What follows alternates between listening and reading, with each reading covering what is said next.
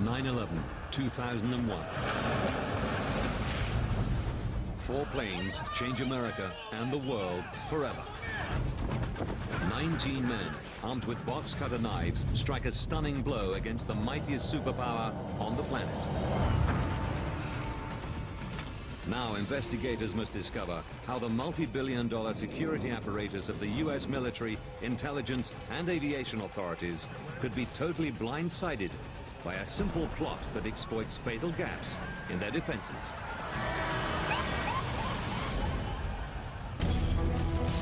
Disasters don't just happen. They are triggered by a chain of critical events. Unravel the fateful decisions in those final seconds from disaster. The United States. New York, Griffiths Air Force Base. September 11th, 2001, 7 a.m. America prepares for war. Operation Vigilant Guardian will simulate an attack coming in from across the nation's borders. We have periodic air defense exercises. You can call them war games, if you will. Colonel. Air Force Colonel Bob Marr is in charge of the Northeast Air Defense Sector. He's responsible for 2.5 million square kilometers of airspace, covering Washington, D.C. and New York in the east, all the way past Chicago in the middle of the country. We practice all of our procedures so that if we ever did have to go to war, obviously, we've been well prepared. Marr doesn't know what form today's training will take. His team has to be ready to deal with any conceivable threat from outside America.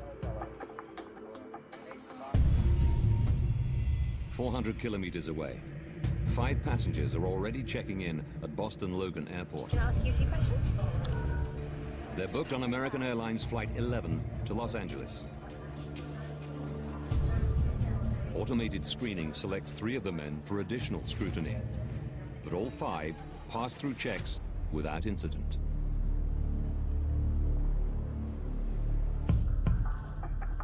American Airlines Flight 11 will be one of over 5,000 commercial flights in the skies within the next hour. And the man in charge of keeping them all on track is Ben Sliney. He's worked in air traffic control for 30 years, but today is his first as National Operations Manager for the Federal Aviation Administration. I was given charge of the nation's airspace. I'm feeling pretty good on the first day of that job. 7:59 a.m. American Airlines Flight 11 climbs into the Boston skies. Its route to LA will take it due west. Looking after the economy class cabin is number 3 flight attendant Betty Ong. With the flight only half full, the trip should be fairly relaxed.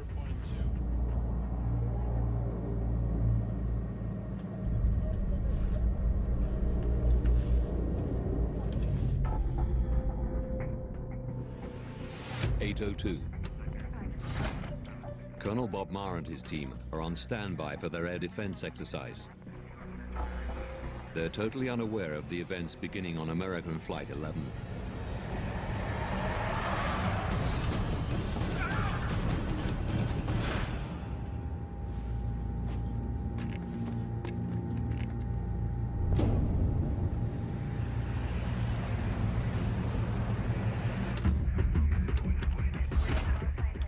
Minutes after takeoff.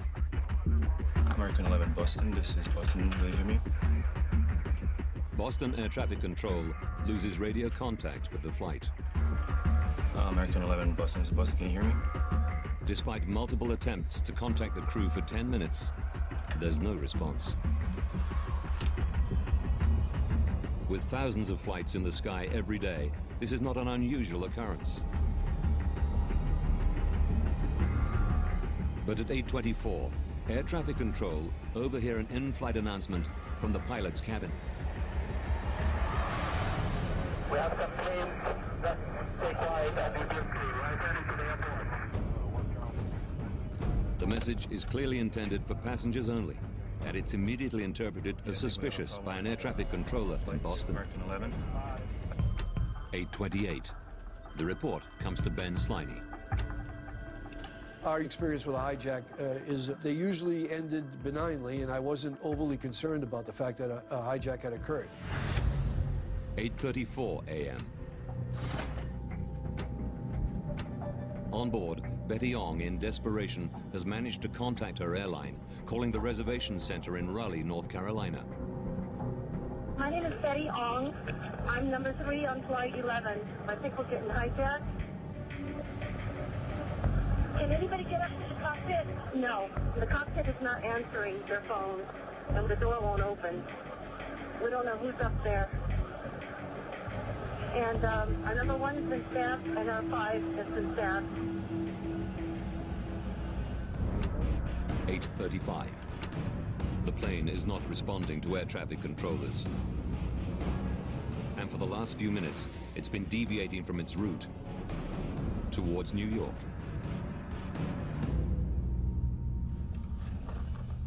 At the ATC Center on Long Island, Dave Bottiglia is looking after Sector 42 of New York airspace.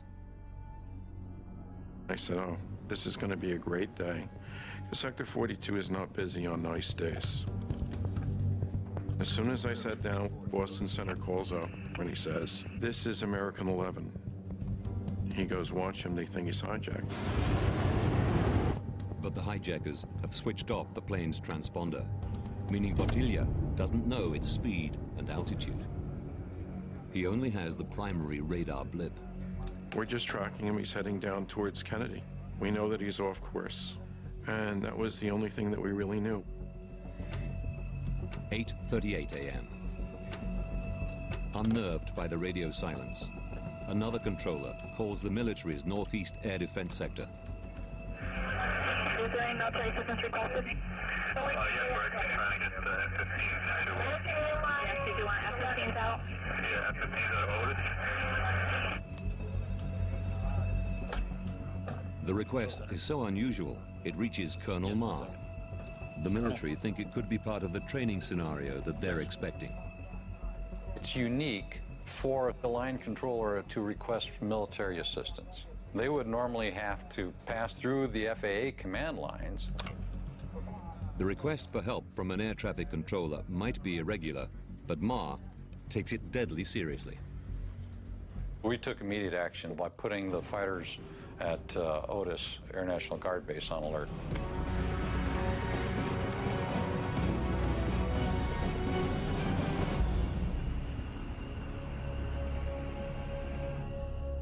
Otis Air Force Base, Massachusetts, is 250 kilometers northeast of New York City.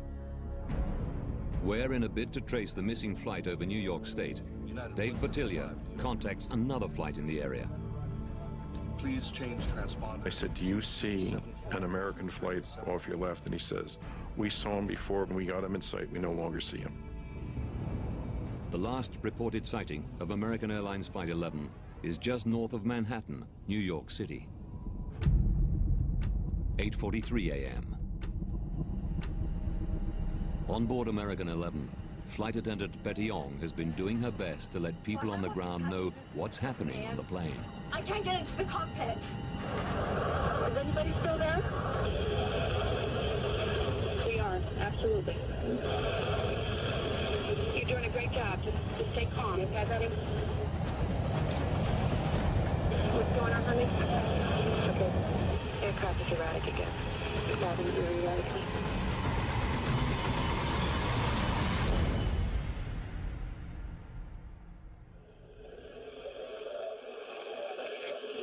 Betty, talk to me.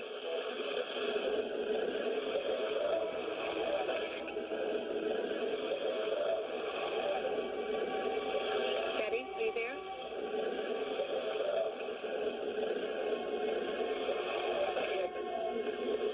I think we might have lost her. 8:46.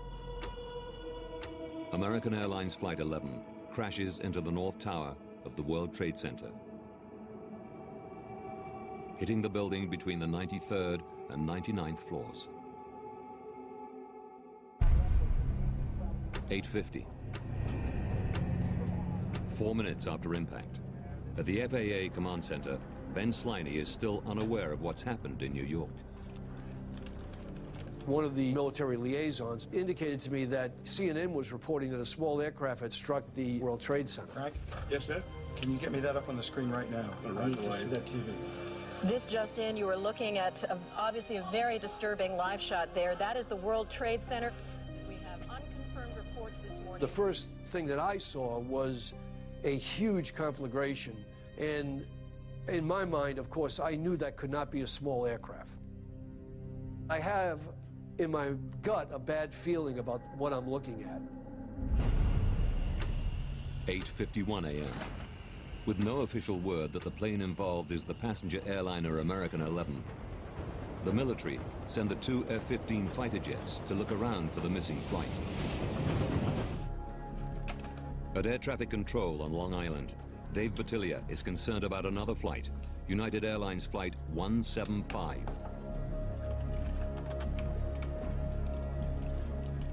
The transponder code has already changed, and now it too is flying erratically. I look up, and right at that particular time, I notice now that United 175 has taken a really fast rate of climb. I actually got scared at that point. I turned to the chief, and I said, I think I have another one. 9 a.m. The U.S. Air Force's F-15s are still over 100 kilometers away, attempting to track down American 11.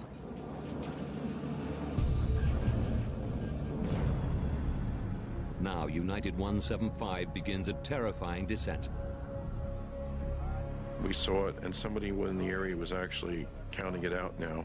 6,000, 4,000, 2,000, and they said the next hit, he's in the ground. And then somebody screamed out, oh my God, that's the World Trade Center there.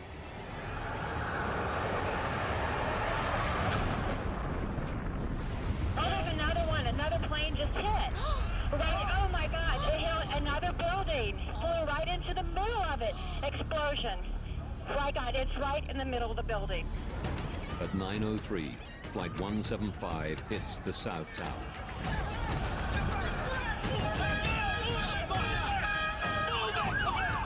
Panic spreads around lower Manhattan. Colonel Bob Marr is shocked to see the reports from the live television news. At that point, our entire mindset shifted. Now New York is under attack. This is no war game. It's the real thing.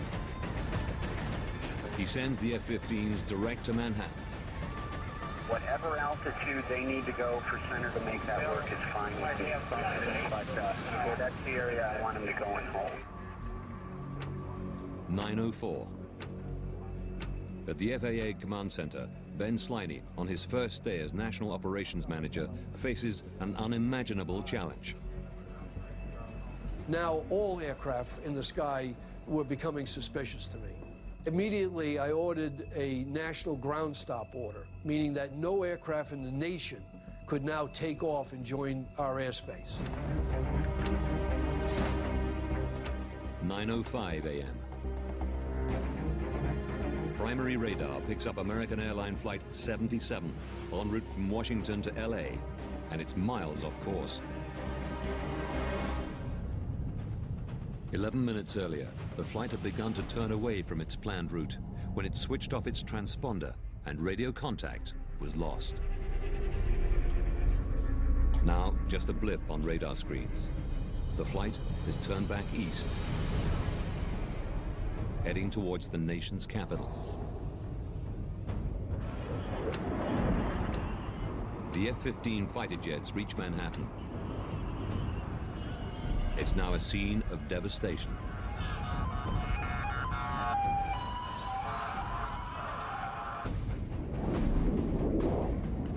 At the same time, 500 kilometers away, at Langley Air Force Base, Virginia, another two fighter jets, F-16s, are deployed in the hunt for Flight 11. At 9:32, American Flight 77 is still heading east towards the nation's capital. We had 11 reports of hijacked aircraft in the area. And so we're trying to determine which ones were more credible and which ones weren't. That's when we said about the best we can do is assume that perhaps Washington, D.C. is going to be a target. Only at 9:36, when they are 240 kilometers from Washington, D.C., are the jets vectored towards American 77 and Washington airspace.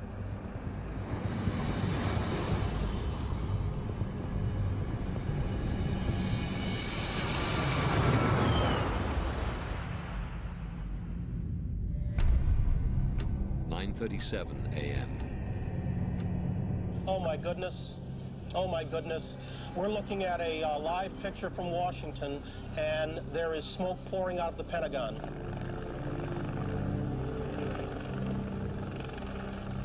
Seeing America's Defense HQ in flames, Ben Sliney takes decisive action. 3 was just too much to bear and not do something about it. I can't physically control all the aircraft, but I can certainly eliminate all the aircraft from the sky. This is Ben Sliney, head of ATC. That was the point at which I gave the order to land all aircraft at the nearest airport, regardless of their destination. Over 4,000 aircraft in American airspace all begin to land. It's an unprecedented move. It did cross through my mind that, of course, they could fire me for that, but I didn't really give that a lot of thought. Even as flights are landing, by 9:44, air traffic controllers have spotted a fourth plane, United 93, start to follow an ominous pattern. United 93 had deviated from its route of flight and had changed its transponder code. Heading from Newark to San Francisco, the flight had been contacted 20 minutes earlier by United ground staff, warning the pilots of possible intrusions into the cockpit. 9:59. At the World Trade Center. Oh, there it goes, there it goes, there it goes, there it goes. The 110-story South Tower collapses.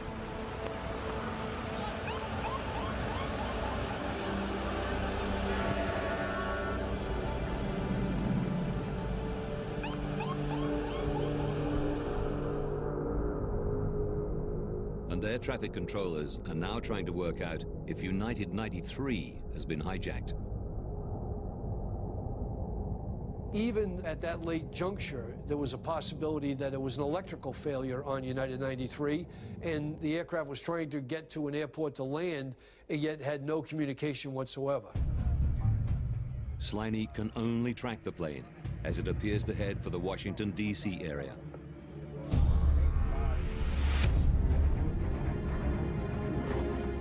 The U.S. Air Force F-16s rush to set up a defensive patrol above the nation's capital.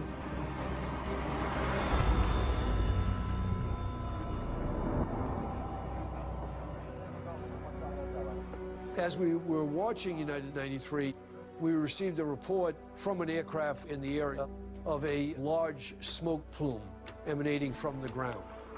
We made the presumption that that aircraft had struck the ground in western Pennsylvania. The plane comes down, just 20 minutes flying time short of Washington, D.C. All 44 passengers and crew are killed. These are the first pictures we have in. Initial reports indicated no survivors. 25 minutes later, in downtown Manhattan,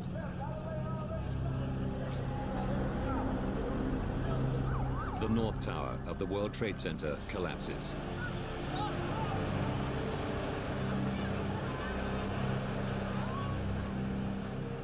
In the space of just 102 minutes, the 4 hijacked planes have claimed the lives of almost 3,000 people.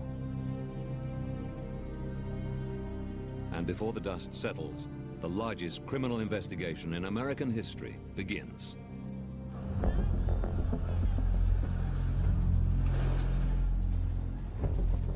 There are literally thousands of leads for the FBI counterterrorism team to chase down. Evidence scattered across 3 crash sites. But when the first major breakthrough comes, it's far from the scenes of devastation. Ken Maxwell is one of the senior FBI agents in Manhattan. Mohammed Atta, who had flown on American Flight 11, had left his bag, not intentionally. His bag did not make the connecting flight from Portland, Maine.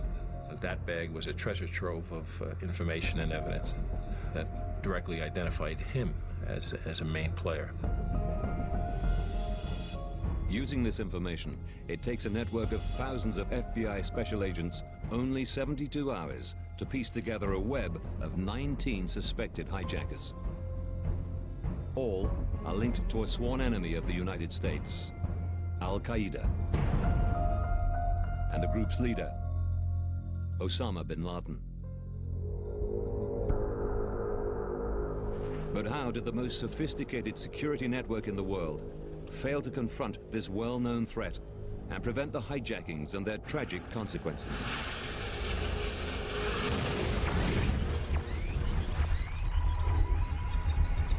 Now, by rewinding the events of that day and by going deep into the investigation, we can reveal the catalog of errors that left America wide open to the most devastating attack on U.S. soil in the nation's history.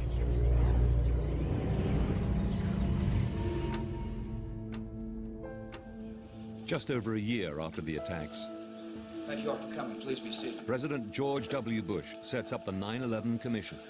Today I sign an act of Congress authorizing a national commission to investigate the events of September the 11th. As senior counsel to the 9/11 Commission, John Farmer is tasked to investigate the events of the day in forensic detail. You can't be in law enforcement as long as I was and not have 9/11 affect you pretty deeply. I remember thinking at the end of that day, what just happened? And that question really haunted me. The United States spends billions on military and intelligence systems to safeguard the nation. And it falls to John Farmer to question whether those systems could have stopped the 9/11 plotters.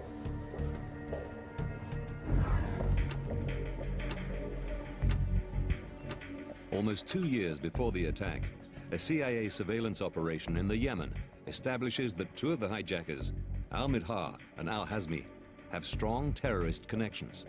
Midhar's family's phone had been intercepted, so there was solid information linking Midhar to Al-Qaeda and Hazmi to Midhar. Some months later, the CIA eventually tracked Midhar to Dubai.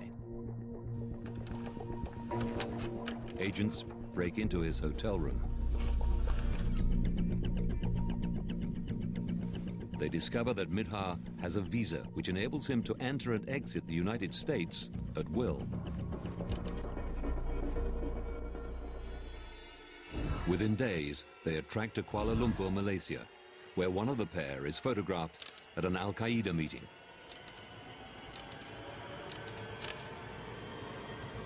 There had been a meeting in Malaysia that had been surveilled, and then they lost the trail. Up to this point, the system has worked. The CIA has identified a foreign threat to the United States. But here is where the plot slips through the cracks in the U.S. intelligence system.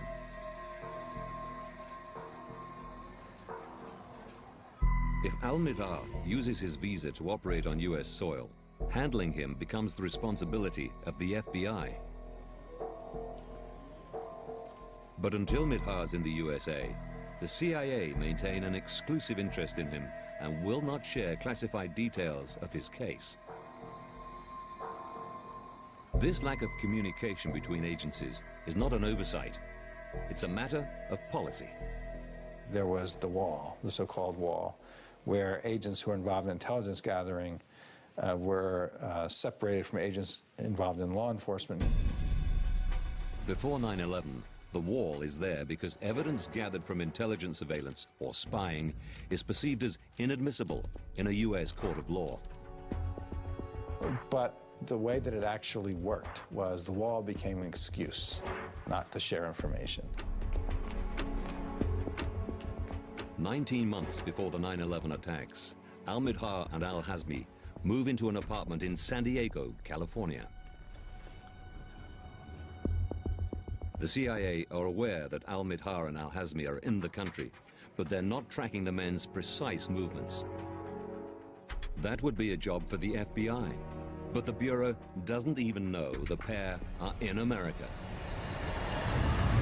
And for over a year, the two move unhindered around the U.S. So there's another sort of bureaucratic fault line there.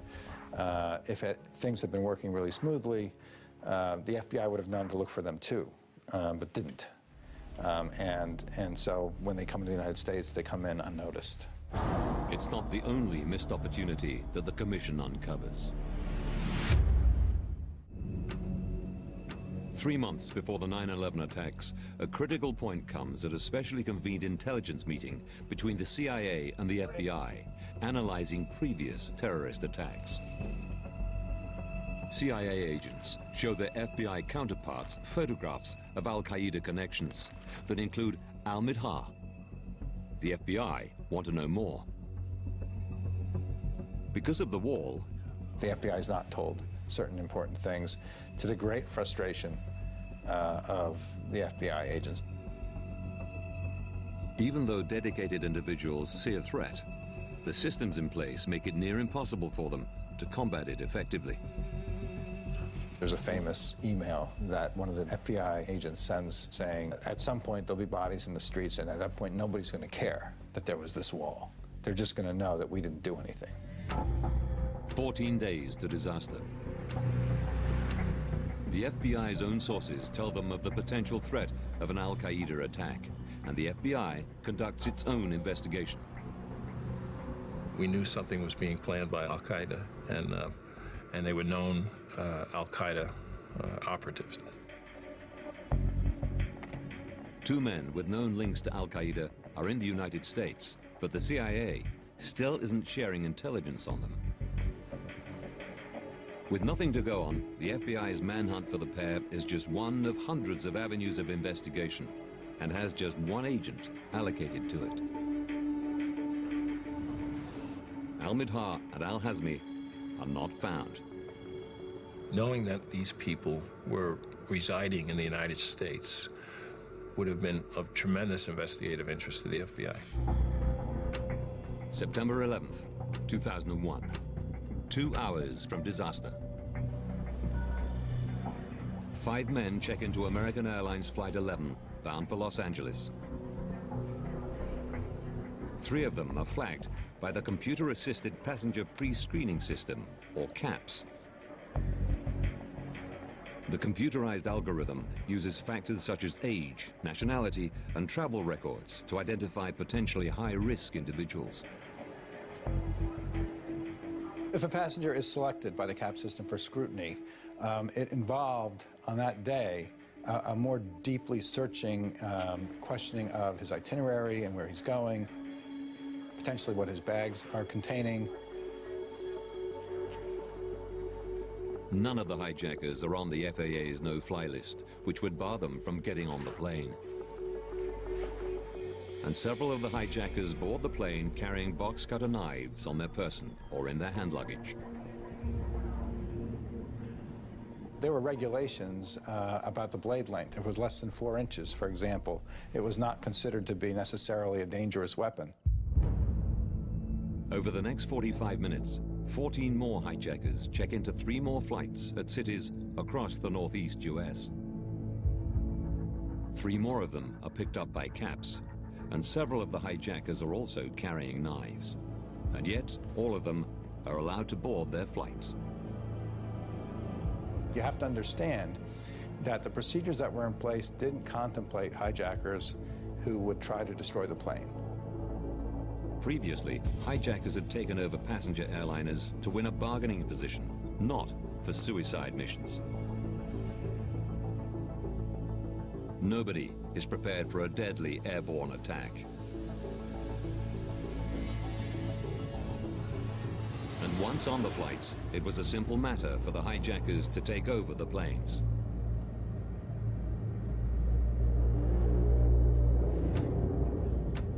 32 minutes before first impact,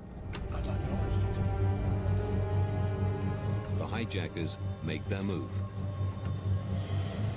If the hijackers demanded entry to the cockpit, the protocol at that point was open the door, let them in. The theory was we don't want to risk anyone's life. Again, the theory doesn't allow for a suicide mission. The 19 hijackers take over 4 passenger jets and turn them into guided missiles. From this moment, there is nothing any airline or air traffic controller can do to stop them. The last line of defense is seemingly the US military, the biggest, best-equipped air force in the world. But if they're going to act, they have to know that there is a threat. So John Farmer's investigation looks into the process of how the military become involved in a hijack. And there was an existing hijacking protocol by which the military would be contacted and potentially fighter jets would be scrambled. Going by the book, air traffic controllers had to contact the FAA controllers in Washington. Then, a chain of communications would follow before authority to scramble jets could be given. Had this protocol occurred on 9/11, the fighter jets could still have been sitting on the tarmac long after the 4th plane had crashed. They essentially ditched that protocol that day. 9 minutes to disaster. Farmer discovers that unlike the bureaucracy that hampered the CIA and FBI, ATC threw away the rulebook. An air traffic controller was so concerned, he called direct to a local airbase in Rome, New York. Yes, 1 second. Colonel Bob Marr has to handle the situation. The first call we got was from the line controller at Boston Center saying, I've got a problem here and I need more help. I'm going to go to the military and get it. 8 minutes to disaster. The military have been notified, but that doesn't trigger an automatic armed response. Marr still requires an order from a superior officer before he can scramble planes.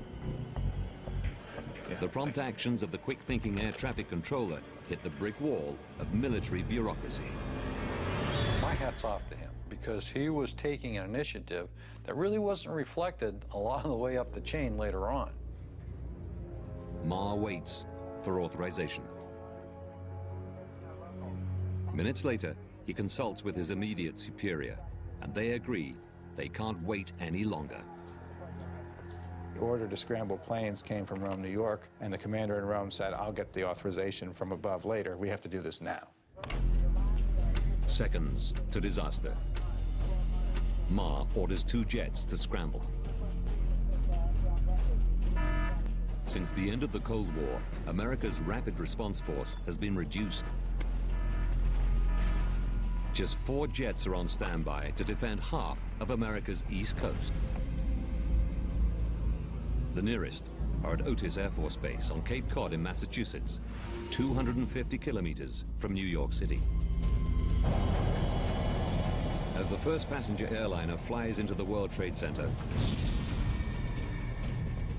the pilots are still waiting for the all clear. The F-15s only take off from Otis 7 minutes after the first attack hits.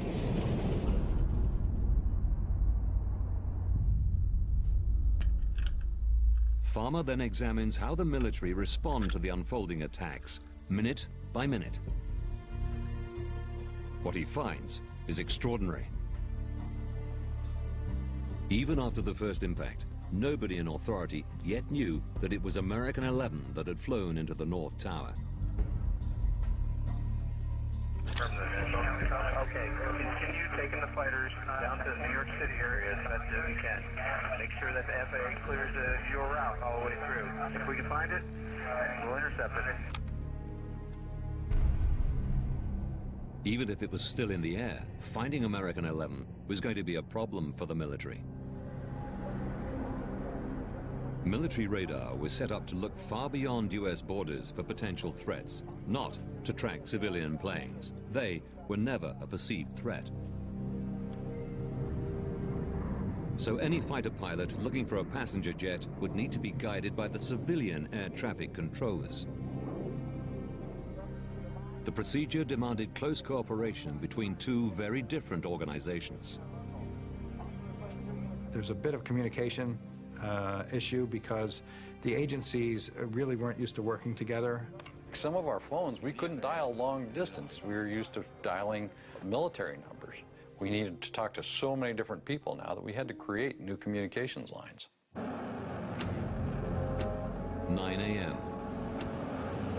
The two F-15s are closing in on New York City. The thought of anyone flying a hijacked plane on a suicide mission still isn't computing. It was just inconceivable that a plane would actually be flown into a building. So we continued our efforts to try to locate the flight. 1 minute to second impact. The authorities continue to respond to confusing reports of the first crashed plane, American 11, still flying in or around New York City. We got American Airlines, Airlines 11. We think they might have them just east of New York. They thought they had found it. They thought they were tracking it down the Hudson River, and then it vanished.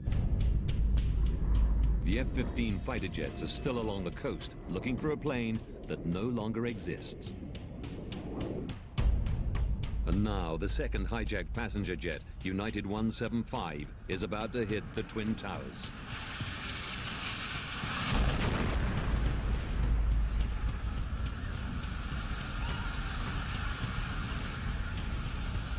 Actually, we don't realize there's another problem until we pretty much see it on TV, believe it or not.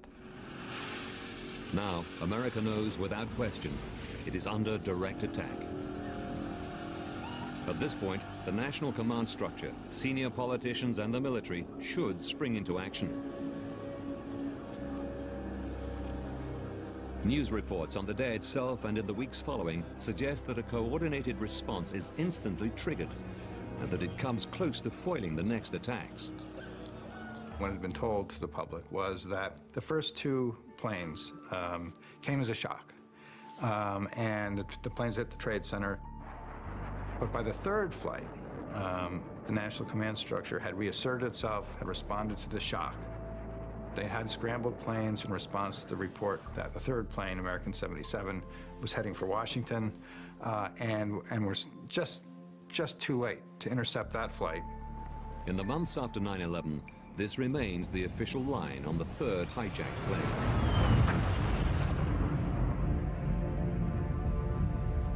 But the 9/11 Commission reveals the true picture. Different layers of government started talking to themselves. The president started talking to the vice president. Richard Clark in the White House, he had a video conference call with people at his level in the various agencies. The problem was no one was talking between those different levels. Without decisive leadership from the national command structure, the people on the ground are left to do their best. What we found was that there was no report to the military that American 77, the third plane, was hijacked at all. They had a report shortly before it crashed that it was missing, and they had a report shortly before it crashed that there was an unidentified plane somewhere near the Pentagon. But there was no report that American 77 had in fact been hijacked. When it comes to United 93, the fourth hijacked plane, the official line that the authorities were in control of the situation is even stronger. It was on radar. They had the authorizations they needed to intercept the plane and, if necessary, take it down. But as John Farmer reviews the military's recordings, a different story comes to light. Farmer's investigation discovers that at the highest levels of authority, no one was taking decisions relevant to the situation on the ground. From the perspective of the command center and myself, there was no one in the nation who knew what was going on. The truth of that day is that the National Command Structure was irrelevant at the critical time period. The terrible truth of 9/11 is that the only people making a difference were the civilians on the front line, the ATC, and the crews and passengers aboard the hijacked planes, the last line of defense. We can now reveal the series of critical failures that allowed this terrorist attack on American soil to happen. 20 months from disaster, 2 suspected Al-Qaeda activists moved to California. But a lack of communication between intelligence agencies means the FBI don't even know they're in the country. 14 days from disaster, the FBI begins a manhunt, but it's too little, too late.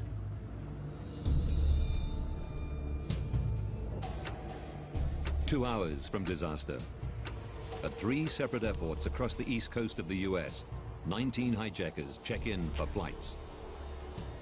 A few are selected for extra scrutiny, but all are allowed to board their planes with weapons easily to hand. 32 minutes from disaster. On American Airlines Flight 11, the hijackers use their weapons to take control of the plane.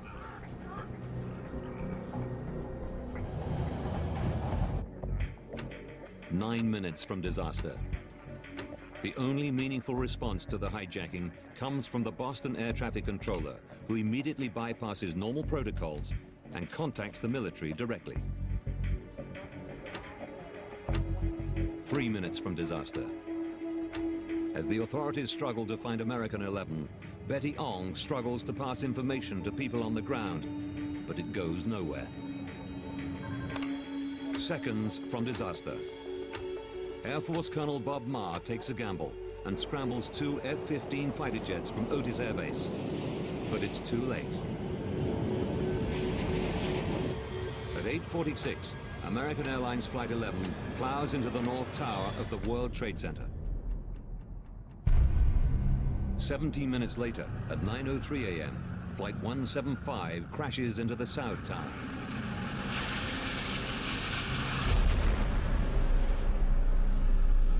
Flight 77 hits the Pentagon at 9:37, 51 minutes after first impact.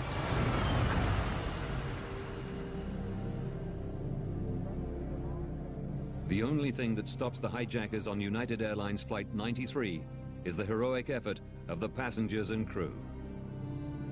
Their struggle ends with the final crash in a field outside Pittsburgh at 10:03. The institutions that should have protected America were unable to cope with a threat they had never imagined. Vital information wasn't shared between agencies. It's almost unfair to single out, a particular agency because one person in the FBI knew X, one person in CIA knew Y, one person in NSA knew Z. I think it was a failure of government as a whole. Every government agency struggled without accurate information. We did not know what was going on. We never could figure it out. And without precise direction, the military was powerless to intervene. There was not enough time to do what we needed to do. The fighters were not able to shoot down because they were never within range of any aircraft to shoot down. Almost 3,000 people died on September the 11th, 2001. This really relatively simple attack thwarted every expensive system that we had in place. I think that's why it was such a shock. Since the tragedy of 9/11, every government agency involved has made sweeping changes. Intelligence agencies have been forced to work more closely together. Airport security has been tightened. Military and civilian radar and air traffic operations have been merged to talk in one language. But it remains to be seen whether all the lessons have been learned and America is safe.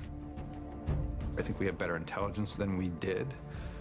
But that does not mean that we are protected against the next curveball, whatever it might be. Don't miss American Weed Mile High Showdown, brand new and back-to-back this Friday night from 8. Seconds from Disaster is back after the break.